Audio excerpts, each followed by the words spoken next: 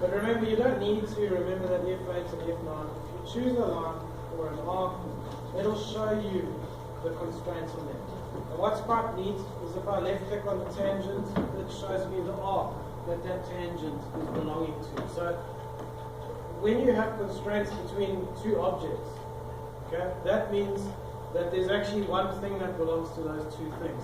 What this will do is this will show you where that relationship goes to. Because sometimes I've got a line down here, and that line happens to be parallel with that one. Now, if I just left click and then hover, you'll actually see it showing me it's parallel to the 20 mm line. So as you hover over these different constraints, it will show you where that relationship basically ties back to.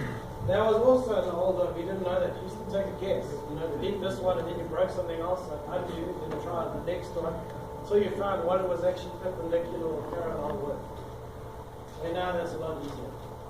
Okay, so what I want you to do now is we're going to use the offset tool over here. So over here we've got offset. So I want you to left click on offset. You'll see if you go over your model, it should select everything. You see all the line work, not the dimensions. We're not offsetting dimensions here, we're offsetting the physical line and arc geometry. And it does something called loop. So what that actually means is it'll continue until it runs out of geometry. So if I add just an L, it would pick the L. If I had the L with another line over here, it doesn't pick the other line because it's not part of the loop. If I connected that with an arc, it would then be the L with the arc with the next line. So it does a loop select by default. You're going to left click and you'll see when you move your mouse around, you can either offset upward or downward, left and right, or how you want to think of it. What's also quite neat with this is, unfortunately, we only have 3 lines here. Let me just quickly. So I'm just adding one. I don't want you to add this one to yours. So normally, there will be a point where it runs out of steam. You know, and that line gets no more line left that it can disappear. I think it supports the removing of, there has to be, I think, 4 lines to let go. So I'm just going to draw another one here. See how you can't go higher than that point. It's 1, 2, 3, 4 lines left. If I had an extra line, it would only remove that extra line. See what I was saying with that loop? If I delete this line and I say offset, it doesn't pick that line up. That's not part of the loop anymore. Okay. So, let's say offset.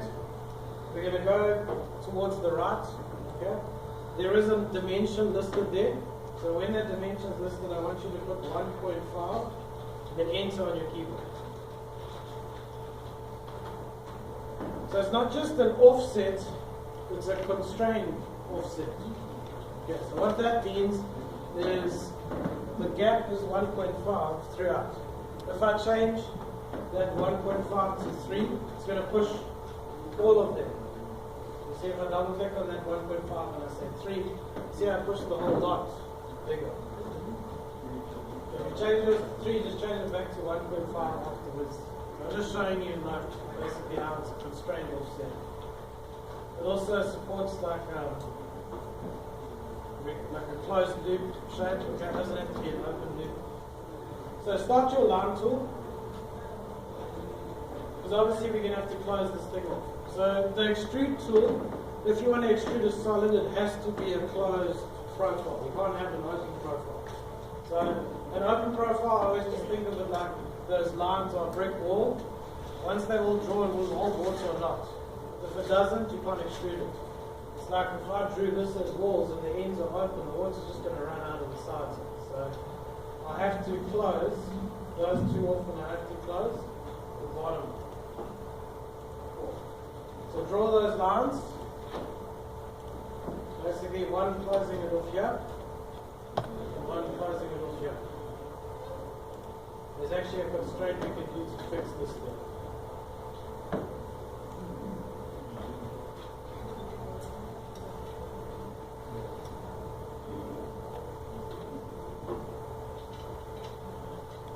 So remember earlier I was saying about the line color.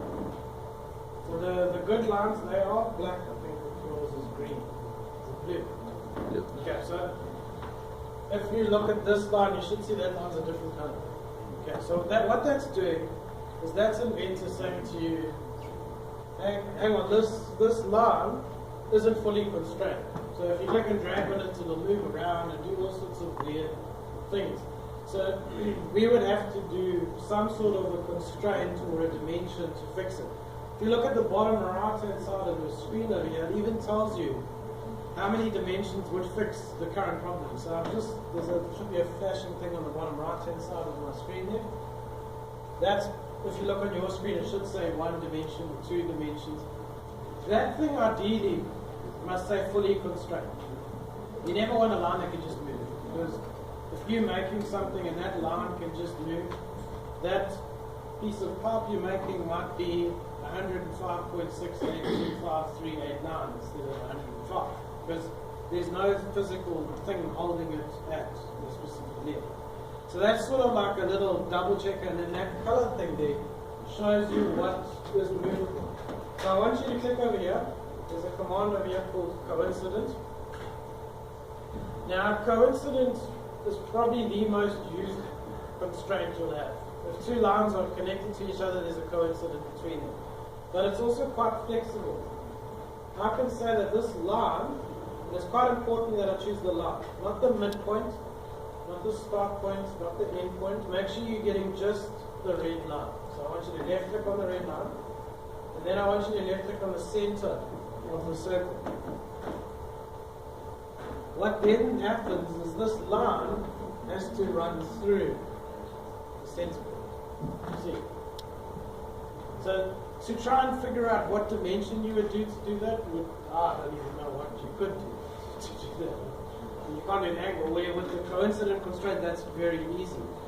And that would probably be the way you would make it anyway, because that's the easiest way. Okay, so we've got our line. We've got our line over here running through our center point. We've got our offset, it's all nice and closed. So, and that bottom thing now, instead of saying we've got 1 dimension left, it says fully constrained there on the bottom right. That's basically what you always need to try and aim for. Okay, anyone can just draw some random shape and then extrude and make a thing. This is sort of the difference between making a thing and making a thing that's properly constrained. So we're going to say finish edge, extrude. It automatically selects that. Okay, so remember, like I was saying earlier, if there's only one choice, it goes with it. Okay, if there's 2, 3, 4 choices, then it waits for us to tell it. Now, I'm a firm believer of giving it one choice. So I use construction to make sure there's only one choice. Then that way I can't mess it up.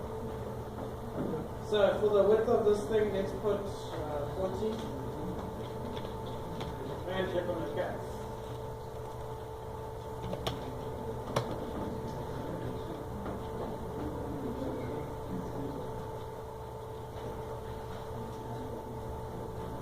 Okay, did everyone get a solid thing? Anyone not get a solid thing?